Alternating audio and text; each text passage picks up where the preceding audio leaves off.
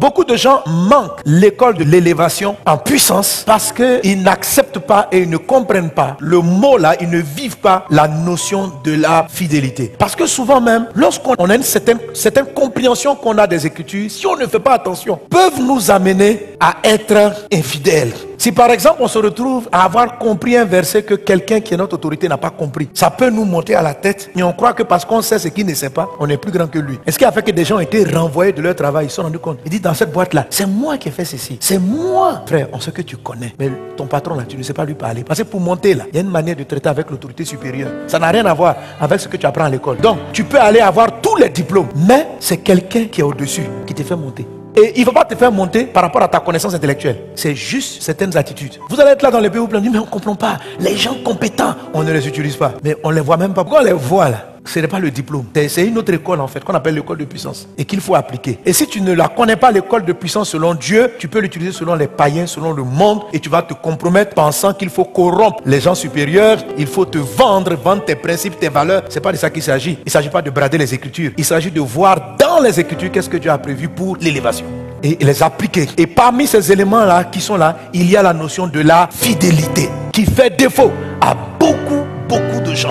La fidélité te donne une manière même de gérer ta raison. La fidélité, même quand tu as raison, la fidélité à tes parents, le respect à tes parents, te donne une manière, une façon de lui dire qu'il n'a pas bien fait. Ça te donne un type de langage. Il y a une manière de venir dire à ton patron qu'il a tort, qui fait qu'on va te renvoyer. Il y a une manière de venir lui faire comprendre qu'il a pris un mauvais chemin, qui va faire qu'il va t'élever. C'est juste une manière. Ce n'est pas le texte, c'est la façon d'agencer le texte. 2 Rois chapitre 2 verset 9. Lorsqu'ils eurent passé, Élie dit à Élisée, demande ce que tu veux que je fasse pour toi avant que je sois enlevé d'avec toi. Et Élisée répondit, qu'il n'y ait sur moi, je te prie, une double portion de ton esprit. Autrement dit, Élisée dit, maître, je veux 2 fois la puissance de Dieu qui est sur toi. Et il faut savoir que quand vous lisez le nombre de témoignages de miracles qui s'est produit avec Élie et que vous comparez avec le nombre de témoignages de miracles qui s'est produit avec Élisée, vous allez voir que c'est multiplié par 2. Comme si donc Élisée a eu plus de puissance. Et Élisée était conscient qu'il devait continuer la mission de son père. Et vous savez, il y a beaucoup de personnes, des fils et des filles spirituels qui fréquentent des pasteurs. Ils ne savent pas que Dieu veut leur donner une puissance complémentaire. C'est-à-dire, là où ton père est arrivé, Dieu veut que tu montes à ce niveau et que tu puisses manifester encore plus de puissance. Parce que la voix de Élie était puissante. Ce n'est pas une convoitise de faire mieux que son père. C'est juste que Dieu a dit à Élie, j'ai choisi Élisée comme prophète à ta place. Donc Élie n'a pas vraiment achevé sa mission. Et il fallait quelqu'un pour la continuer, mais il fallait que cette personne-là ait plus de puissance. Il ne fallait pas simplement qu'elle soit prophète, mais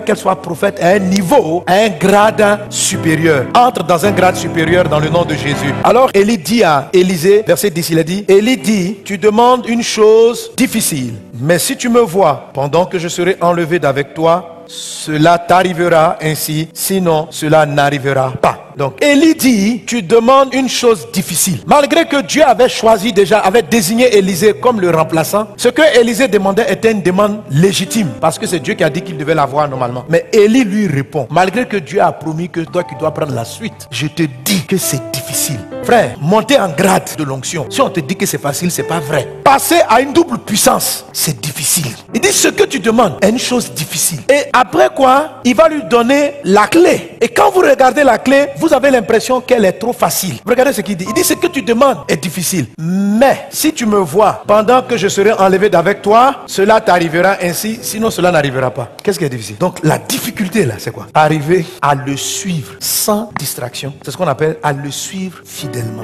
Parce que il dit, en fait, ce qu'il est en train de lui dire, c'est que ce n'est pas facile de garder les yeux fixés sur une personne de qui ou par qui Dieu va passer pour doubler ton onction. Ce que Jésus est en train de dire, c'est que ce n'est pas aussi simple. L'action est simple, mais ce n'est pas si simple. Car il est très difficile de continuer de regarder dans certaines conditions. Ce qui est compliqué, c'est les conditions dans lesquelles on doit garder les regards fixés. La fidélité, c'est l'art de garder les yeux fixés en dépit de tout ce qui est à côté peut te distraire. C'est ce petit élément-là qui font que les gens n'augmentent pas en puissance et qui font qu'il y a beaucoup de gens qui ont plutôt de la puissance qui vient en force, mais pas de la puissance qui vient en hauteur.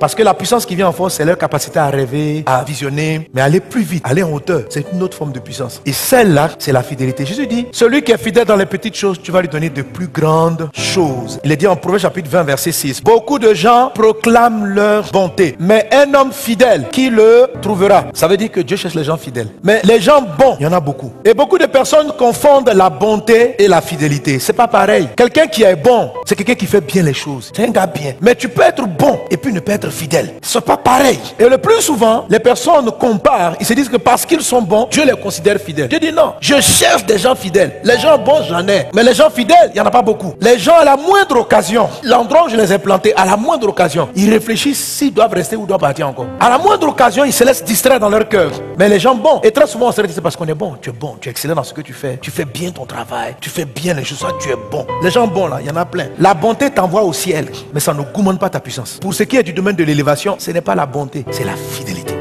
C'est la fidélité. Ne laisse pas la bonté te faire oublier la vertu qu'on appelle la fidélité. Et je te donnerai encore d'autres nuances de la fidélité. Jésus dit par exemple, celui qui est fidèle dans les petites choses le sera dans les grandes. Et expliquant ce que c'est que la fidélité dans les petites choses, Jésus dit, à un il avait donné 5 talents, à un autre 3 talents, à un autre 1 talent. Celui qui avait 5 en a eu 10. Celui qui a eu 3 a complété 3 autres. Celui qui a eu 1 n'a rien fait. À ceux qui ont multiplié leurs talents, Jésus donne cette expression, fidèle. Tu as été fidèle dans petites choses, Dieu te donne de grandes choses. Ça veut dire quoi? Donc être fidèle dans les petites choses, c'est augmenter ce que Dieu te donne. Si Dieu te confie quelque chose, tu es fidèle quand tu fais tout pour que cette chose-là se développe. Si tu veux que Dieu te donne une plus grande maison, la première maison qu'il t'a donnée soit fidèle. L'entretien là, il faut que ton propriétaire, le propriétaire, quand tu quittes la maison, il pleure. Il dit pourquoi? Il n'a pas envie de te chasser. Tellement tu embellis sa maison. Si tu fais ça, tu vas te donner quelque chose de plus grand. La fidélité, c'est le fait de bien faire tout ce qu'on te confie. Ça, c'est fidèle dans les petites choses. Un homme fidèle, c'est quelqu'un qui a une vie de prière et quand même il devient ministre, président, il garde sa même vie de prière. Dieu le trouve fidèle. C'est quelqu'un qui ne change pas sa bonté au gré des circonstances, favorables ou défavorables. Qu'il pleuve ou qu'il neige, il fait ce qu'il doit faire. Et il le fait mieux, de mieux en mieux. Ça, c'est la fidélité. Alléluia.